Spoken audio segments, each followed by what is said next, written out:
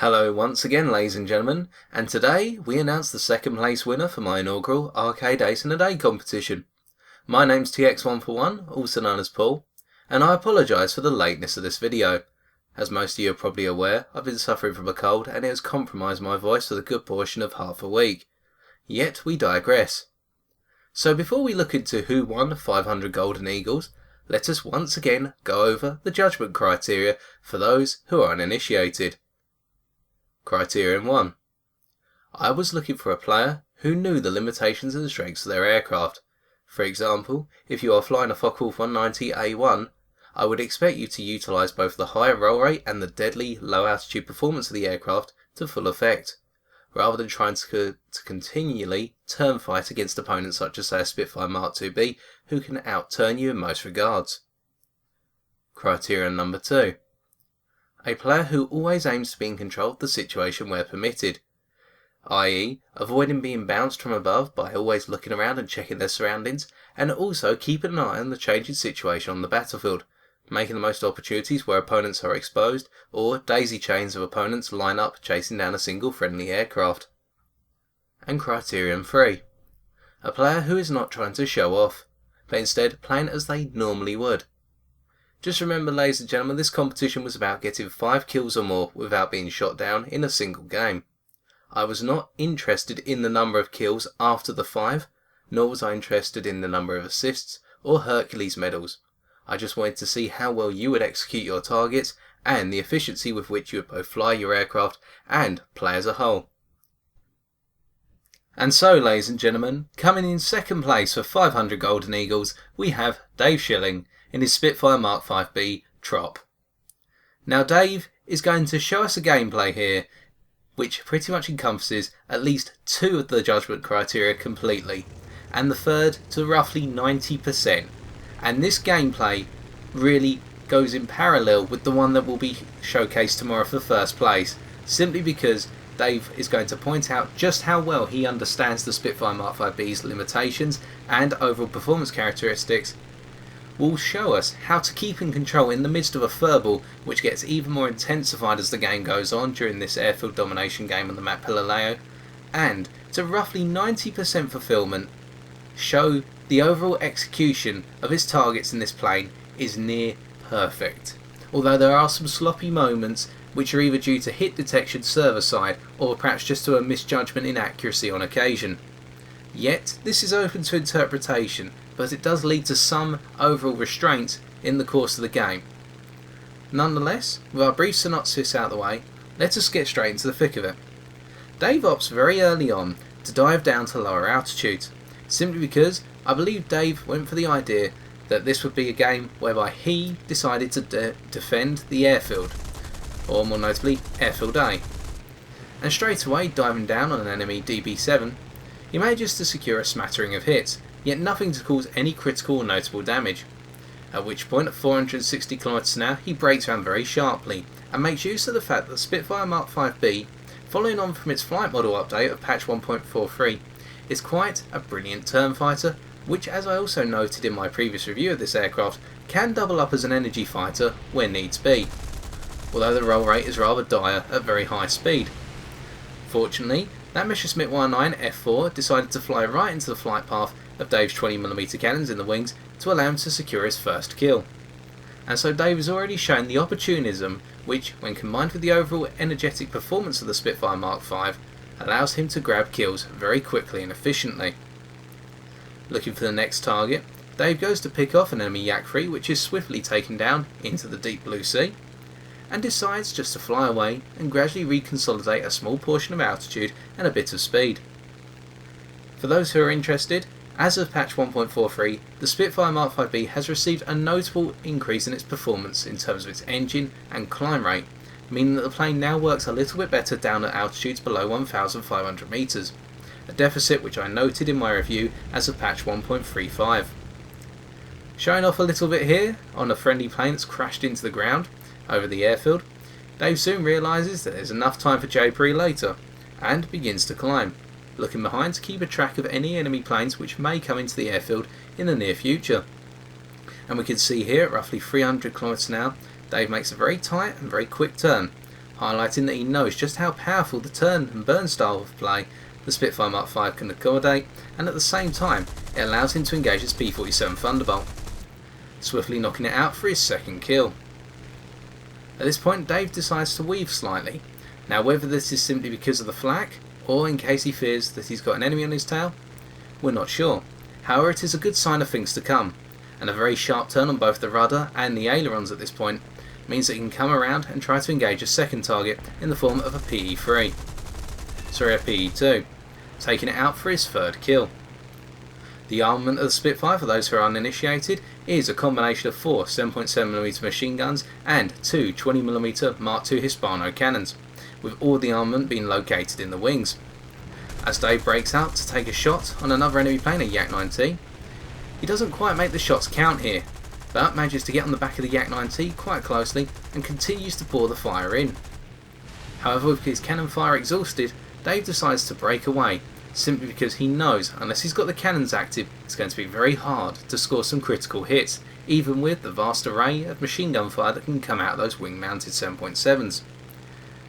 Fortunately, this also meant that Dave's probably scored an assist, and has avoided crashing into any friendly teammates as the Yak-9T was quickly dispatched by a friendly P-39Q Aerocobra.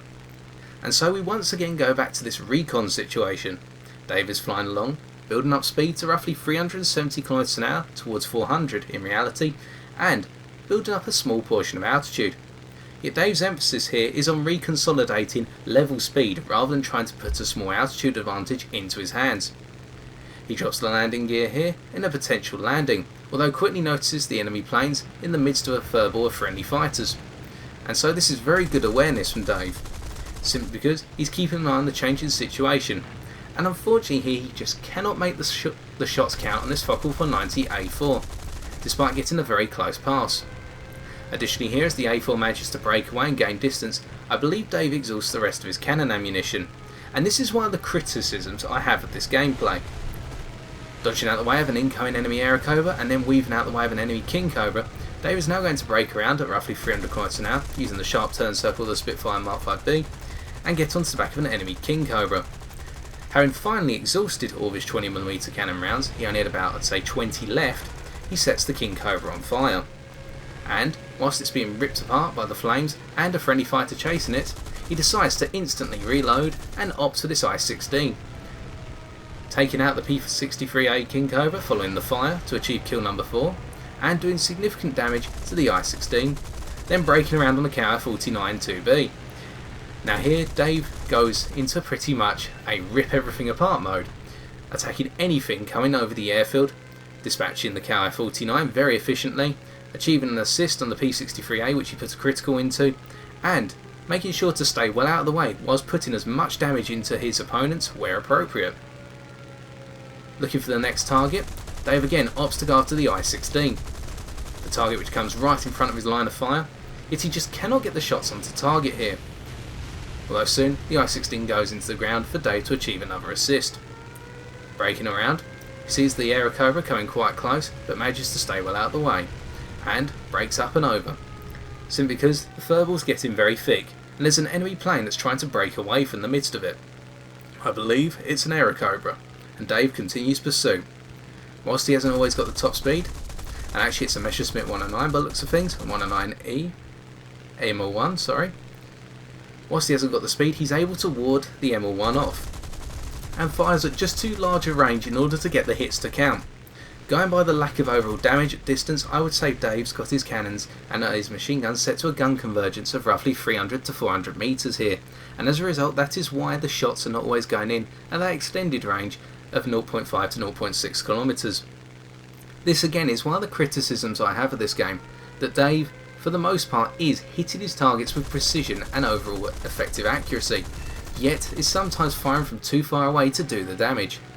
Speaking of damage, he's just critted an F4U1 Corsair, and Dave's still going with 5 assists and 5 kills, yet we're not interested in the assists and he's already got his ace in the day in the bag, and just added to it with that kill on the, I believe it was the F4U Corsair. As we can see, Dave is not staying after his targets once he's done enough damage to them. Instead, he's instantly breaking off and picking the next target of opportunity, because in these verbal situations, ones that I tend to avoid, it is very, very dangerous to stay behind an enemy target for too long. You need to be swift, deadly and precise, and make sure to break off before anyone can get onto your tail to shake you off of their friendly's tail. Nonetheless, we've digressed, and as Dave breaks away, building up a little bit of altitude and speed, although going for more of an energy build here. We've already seen that Dave knows exactly how well the Mark 5B can handle under turnfire. It acquits itself well, and he has yet to use landing flaps as far as I can gather, which provide a much better turn circle but a huge compromise of speed and therefore overall kinetic energy. Yet, that is because Dave knows exactly how the Mark 5 needs to be handled in order to get the most out of it in these tense situations. As he looks over on the horizon to see another furball enveloping more towards the enemy ships, he decides to opt out and just continue to fly level. Maybe reloading at this point, we cannot tell of course due to the limitations of this being a replay, yet nonetheless Dave is rebuilding the position he started off with at the beginning of this game, and that's a good sign. It means he's aware of the space he's got and is going to use it to go back into the fray.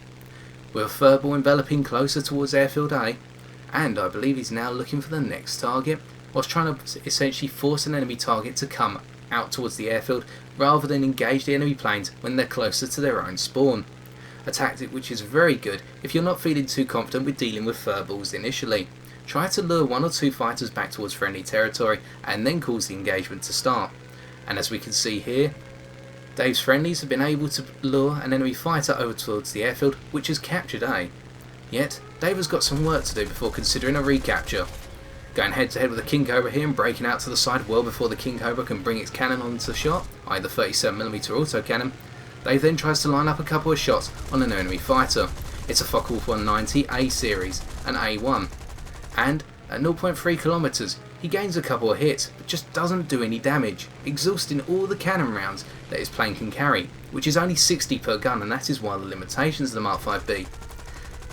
Breaking onto the back of the King Cobra, i.e. the P63A5, he sets it on fire for a combination of reloaded cannon and machine gun ammo, and achieves another assist as his teammate takes it out. Yet nonetheless, Dave made the right choice. Break off of the enemy fighter he couldn't possibly kill as it was getting away, and instead go for the reload and opt for a more suitable target. Goes to land once again, but a friendly's already thought about that, and so Dave now has to break up, and he decides to instantly break up off to the side and turn away, simply because he hasn't got the energy after deploying the landing gear and the landing flaps and needs to buy himself time. It's another smart move, and as we can see in the distance, the furball's not close enough yet to be a threat to Dave. So, as he gradually builds up altitude instead of speed, building at a very slow rate, he's utilising the improved climb rate of the Spitfire Mark 5B down low to great effect. By just getting himself back up to 525 metres altitude, it means he's got the ability to go into a gentle dive and increase his speed to the ideal speed threshold for this plane, roughly 300 to 400 km an hour. We've yet to see Dave force this plane to go beyond a speed of 450 km an hour in reality, and at roughly 500, as I said in my review, this plane's roll rate begins to lock up. Yet Dave's quite aware of this and is implementing this plane in a turn-fight stance as a result, still consolidating and rebuilding altitude simply because there are no aggressors around. Of course, at this point, a number of you may ask, well, why doesn't he just fly over towards the enemy, which probably more towards B, and press the engagement? Well, the tactics have been working very well for Dave so far. He's shown great awareness, the ability to react to targets, and when he hasn't looked behind him to note an enemy plane such as that KI-49 coming in on the airfield, or indeed the P63A King Cobra, the first one, which he put some shots into, breaking onto the back of him following that Focke-Wulf 190 A4, I would say Dave's also been using the radar, in the top right corner of the screen usually, in arcade mode, to great effect to provide him with that little bit of extra peripheral vision. And so, simply because he has not had any major shots fired at him yet, he's been using his overall awareness to a very good level.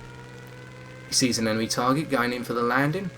At this point, Dave breaks down, cutting his engine to make sure he doesn't overspeed too early, and it's a Messerschmitt 109 ML3. We can see here a good portion of his initial burst is off target, yet very swiftly he sets the target on fire and knocks it out. With the airfield almost being captured, and now Dave does get the chance to land. With 7 kills in the bag, this is asking for more than what Dave should normally have to do. yet it's all in a day's work for Mr. Schilling. And so, as he breaks up having landed and captured it within a nick of the game ending, we can see now that Dave's been pushed into a situation which is going to be a lot more tensile than the one he was originally in. He's now having to rebuild his energy once again, and the enemy fighters are coming over in quite swift fashion, by comparison with his own friendlies who seem to have left the overall airfield area, either because they've been shot down or because they've pressed on to a different theatre of operation. And so Dave notes an enemy fighter here firing away at one of his friendlies.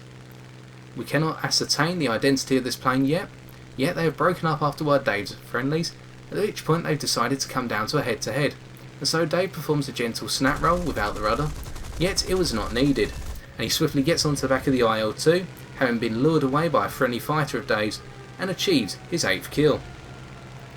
At this point we can see another enemy bomber or fighter coming in for the landing, and it turns out that the plane was an IL-4, which is dispatched by a friendly on Dave's team, and we can see here another enemy plane in the form of what I believe is a B-25. Dave cuts underneath and brakes around, making sure to avoid the deadly head-on because the B-25's got the guns in the nose. Fortunately, the B-25's taken out by a friendly I-185, and so Dave has a sparse situation here. He has time to rebuild after being forced into a couple of almost engagements because the IL-2 had to break after someone else on his team, or decided I should say to break after a friendly on Dave's team rather than Dave himself. Although Dave was prepared with that rather gentle snap roll nonetheless. And so at this point, having rebuilt his position up to 580 metres altitude and trying to rebuild his speed as quickly as possible, Dave now decides to push the overall position that he has and move forward, looking out for any enemy targets on his peripheral vision, yet not really trying to make a point of going for anyone, quickly turning around in order to defend the airfield once again, simply because he could see an enemy bomber or attacker on the horizon, centre of your screen right now before Dave decided to look back towards the front of his plane, and gradually meandering its way over towards the airfield. And so, whilst we've got this brief interlude, let us recap quickly what has been done correctly and what has been done, or could be improved I should really say, in my opinion.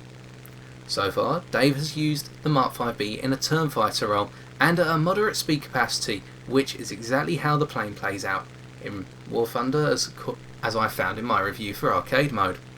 Additionally, Dave has also shown great awareness and has yet to receive any significant damage on his aircraft.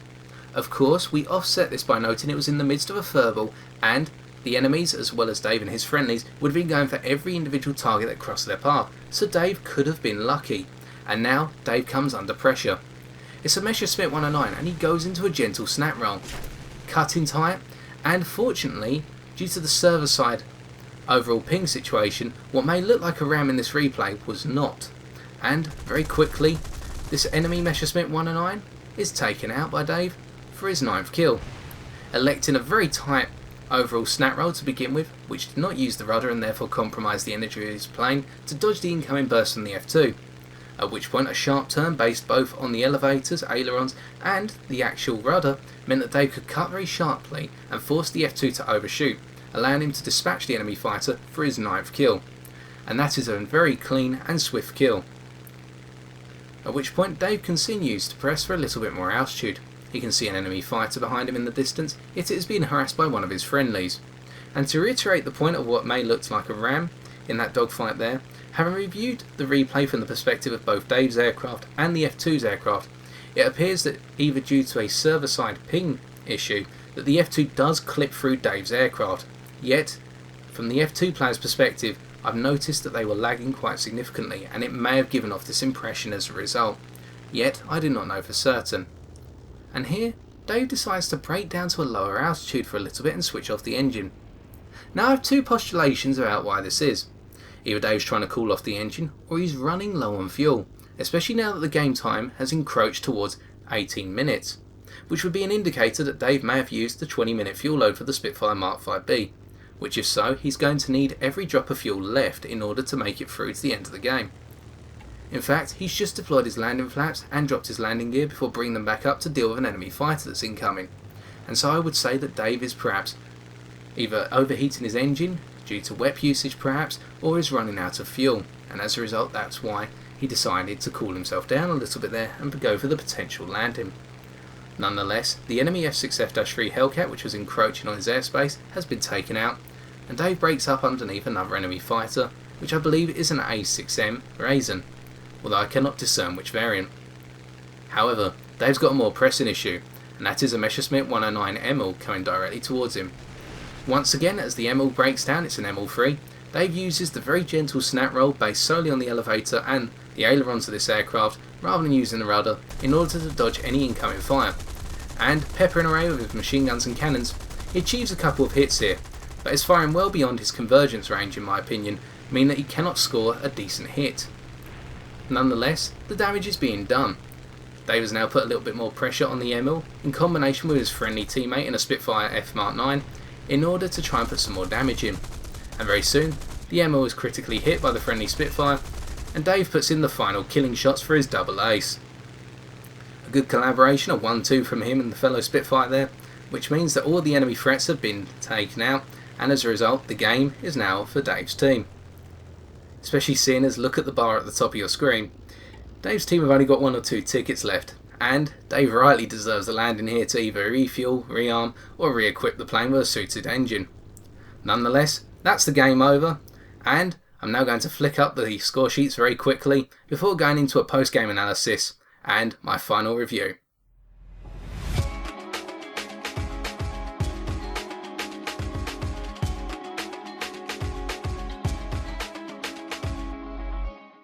Ergo, to briefly summarise Dave Schilling's game for second place, let us start off by looking at the good, and there was a lot of it. Starting with Criterion 1, the idea that Dave knew the strengths and limitations of the Spitfire Mark 5B that he flew. Dave fulfilled this to 100% capacity. At no point did Dave pick up on the problems with the Mark 5B in terms of its poor roll rate above a speed of 500 km/h, and the fact that whilst this plane is a versatile aircraft in terms of both being able to turn fight and energy fight to a brief extent, this plane is most suited for turn fighting by comparison.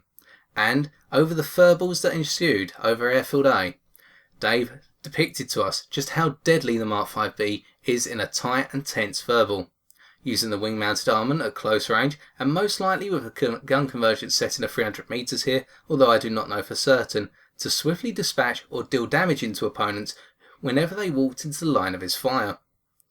At the same time, Dave avoided using the landing flaps in pretty much every extent, simply because he was probably aware of the fact that whilst the landing flaps did tighten his turn circle to a good extent by comparison to the standard Spitfire turn circle, they would have compromised his kinetic energy, or speed, and as a result this would have cost him over the elongated engagements. Additionally, I would say that Dave knew exactly which opponents would need to be outturned in terms of landing flaps and which did not, simply because most of his opponents were planes which could not outturn him, and as a result this meant that he never really had to use the landing flaps in any given situation. When he had the situations where the planes trying to bounce him from above, he used the overall roll rate and great elevator response of the Spitfire in order to snap roll out of the way of the gunfire and swiftly break round into tight turns in order to make them overshoot and get onto the back of planes which could have swiftly taken him out if he wasn't aware. Yet we'll come onto that very shortly. The final point in Criterion 1 is that whenever Dave had a chance to break away when the furball began to dissipate, he used the improved engine performance and climb rate of the Mark 5B as of patch 1.43 in order to rebuild his altitude and increase his kinetic energy, meaning that he was able to get back into the fight and always stay within that speed range of roughly 300 to 350 km/h without exceeding the 500 km/h limit, and at the same time not falling below the 250 km/h threshold before the performance of the plane drops away. In Criterion 2, i.e. a player who always aims to be in control of the situation, Dave really did show to us that in the midst of a furball, he was always aware of the opponents which would cross his path and at the same time try to break onto the back of him. In a number of cases where he ran out of ammunition, Dave quickly realised that he needed to break out and rebuild his time and make sure to stay out of the way of the incoming fire whilst preparing for the next run on a new target. We saw this on multiple occasions. When he fired into the back of a Focke-Wulf 90A4 and ran out of cannon ammunition, he instantly broke off, and as soon as the cans were reloaded, had already lined up a shot on a P63A5 King Cobra. At the same time, he managed to use the overall manoeuvrability and powerful agility of the plane to quickly jump onto the back of a KI-49 Mark II-B that was trying to capture the airfield. And to me, that is a credit to Dave's overall awareness. And this only gets extended further when we consider those final kills on the planes which tried to bounce him, i.e. the Messerschmitt 109 F2 and the final Messerschmitt 109 ML3. Both of them being unable to score hits on him to a significant extent and at the same time falling victim to Dave's guns. And finally, the third criterion. A player who is not trying to show off, but playing as they normally would and showing decent execution of targets. Now this is the one criterion where Dave fulfilled it to 90%, and it is the 10% that is missing which meant that Dave has come second in this competition. But let us discuss the good first. The difficulty with verbal fighting is the fact that it is messy, regardless of how much elegance you put in. Yet Dave showed pure elegance and measured pace in all the verbal fighting he took part in. He managed to measure up every target right in front of his guns at the opportune moment. When he had finished reloading, he was always ready to put some more 20mm cannon rounds out into targets and continue to power out the 7.7mm machine guns into his opponents when he didn't have the cannon ammunition available. And this is a credit to Dave. He placed every target into the firing line when it mattered at the right time and where it counted. And in the situations where he had targets bounce him from above, he very quickly forced his opponents into overshoots and again repeated this situation of being able to measure the pace of the battle and put his opponents into dangerous situations well before they could put his life at risk. However, we must now come on to the bad, and it is that final 10% within criterion 3. For the measured pace, confidence and overall determination that Dave showed, he also demonstrated a significant amount of impatience, which has cost him the fulfillment of this criterion.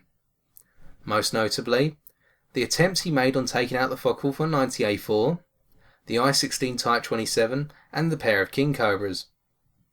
Dave's impatience meant that especially with the A4, which was increasing its distance from him, and I would say Dave was using a tight convergence due to the overall effectiveness of his guns at closer and closer range. It meant that Dave exhausted his 20mm cannon rounds on the Focke-Wulf that it was never going to hit, or with the off chance of hitting I should really say. And this meant that when targets came into the fray and into his line of fire, not necessarily that Focke-Wulf, but other targets of opportunity, Dave could only respond with machine gun fire. And whilst this was effective at setting one King Cobra on fire if I recall correctly, it was really a waste of what could have been a better opportunity, and indeed some faster kills, or in fact assists being turned into kills. Nonetheless, this was echoed slightly with the I-16 Type 27, but at the same time this plane was at a closer convergence and it could have been a hit detection server side issue. Yet this is my recommendation for improvement to you, Dave Schilling, if you are watching this video. I would recommend that you just take a little bit more care, especially when flying the Spitfire Mark 5B or any plane with limited cannon ammunition, to use your cannons at their more effective convergence rather than using them indiscriminately at targets that pass your way. Simply because, if you were to fire at your targets at closer ranges with the cannons and use the machine guns to those long distance targets that are getting away from you or staying away from you, you will be able to utilise your ammunition more effectively, and your rather potent ammunition I should say, and pick up some additional kills which really were assists in this game. Yet nonetheless, please be aware that this is a minor criticism, and you have shown to me, and I hope that the audience here would agree, that you have complete command of the Spitfire Mark 5B. And as a result you are a very, very worthy recipient of second place and 500 Golden Eagles. With that being said, if you feel that I levelled too much criticism at Dave's gameplay, or not enough, then why not leave a comment in the comments section below. I would like to apologise once again, ladies and gentlemen, for the lack of uploads due to my poor health, but now that I have my voice back and I'm gradually rebuilding my confidence in doing commentaries, I hope that service will be resumed as normal, starting with the first place announcement as of tomorrow. I would like to quickly say thank you to all those of you who sent your best wishes for me and my recovery, and to all those of you who have watched this video. And as always, ladies and gentlemen, take care and good luck in the skies.